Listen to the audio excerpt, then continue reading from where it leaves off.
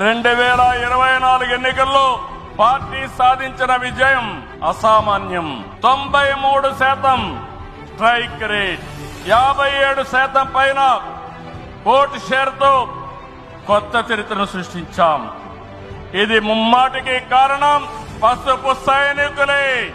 ఇక్కడుండే మీ నాయకత్వమే కారణమని మీ అందరికీ విజ్ఞప్తి చేస్తున్నాం. మీరు చేసిన పోరాటాలే నేటి అధికారం. ఏమీ ఆశించకుండా దశాబ్దాలుగా ప్రతి గ్రామంలో జెండా మోస్తున్న కార్యకర్తల వల్లనే మనం ఇక్కడున్నాం.